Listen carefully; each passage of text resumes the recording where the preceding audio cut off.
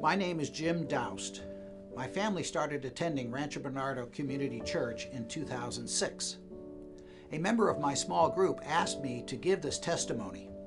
I took this request as a nudge from God, which over the years I have learned to respect and act on. Almost 11 years ago, on Memorial Day weekend, my life was changed tragically. But my story of transformation starts much earlier than that.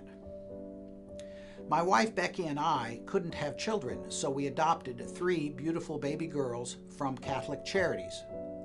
We knew that our youngest daughter's biological parents suffered from mental disorders, but my wife, who was an elementary school teacher and counselor, felt that with her background and an abundance of love, we could handle any issues that might arise. In early 2008, our daughter Heather was kicked out of a Christian high school after she started cutting herself. They didn't know how to handle her condition. This event started Heather on a downward spiral of anger, which led to us worrying that we were dealing with a suicidal child. Unfortunately, professional counseling didn't help, and the introduction of psychotropic drugs may actually have aggravated the situation. Dealing with mental illness is hard. On the morning before Memorial Day 2008, my beautiful daughter, deeply disturbed and troubled, woke up early and murdered my wife in the kitchen of our Scripps Ranch home. I also was injured. Instantly, my life became a 24/7 nightmare. I was thrust into a high-profile murder case, having to face police investigators, prosecutors, the press, family members, and friends all asking questions. I just wanted to hide. After trying to solve the unsolvable myself, I remember sitting on the end of our bed, sensing my loneliness close in on me and not knowing whether I could go on. I then decided that I had to give it all to the Lord and trust in Him.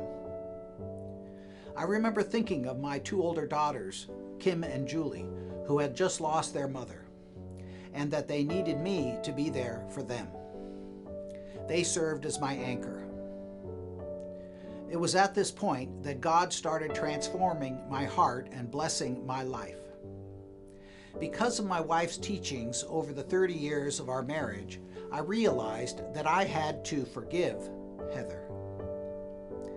When the district attorney moved to prosecute Heather, who was only 14, in adult court and charge her with first-degree murder, I realized that I couldn't leave her to a public defender. God led me to hire the ex-district attorney, Paul Finks, to defend Heather.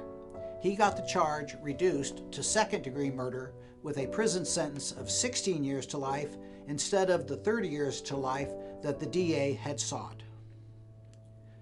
Through this pain, I've learned firsthand something very profound about God. God loves bringing peace and joy out of our suffering and pain, and my life is now about glorifying God through His truth. Here at Rancho Bernardo Community Church, I attended 2 Grief Share series, which greatly helped me deal with my loss. In 2010, I became a Stephen minister and now serve on the leadership team of our Stephen Ministry program, where I provide emotional and spiritual care to men both inside and outside our congregation. My Grief Share experience taught me that a lot of men don't grieve well, and they are not comfortable attending Grief Share groups after losing their wives. However, God kept introducing me to men who were stuck in grief, stuffing their emotions, and dealing with their grief in unhealthy ways. I learned how to reach out to these men and get them to talk about their loss.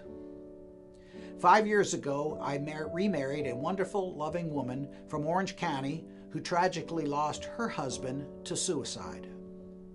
We split our time between San Diego and OC. When in OC, we attend Rick Warren's Saddleback Church, where I lead a Grief Share group for men who have lost their wives, and she leads the Widows Grief Share group.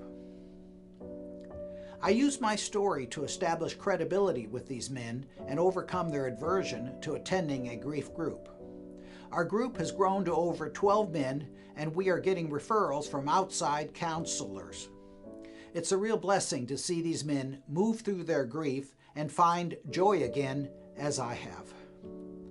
Many periodically come back to the group for what we call grief tune-ups.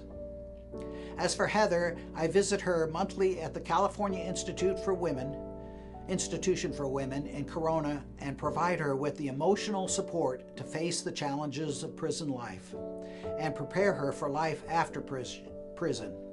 She knows she is loved. I know it was God who lifted me up and transformed me during my grief journey, and He has showered blessings on me and my family. I now so look forward to seeing what more He has in store for us. I would hope you know that God is always near when you are suffering, and He will bring you peace and joy when you call on Him. If you need help dealing with grief, I'd be honored to listen. Thank you for listening. Praise be to God.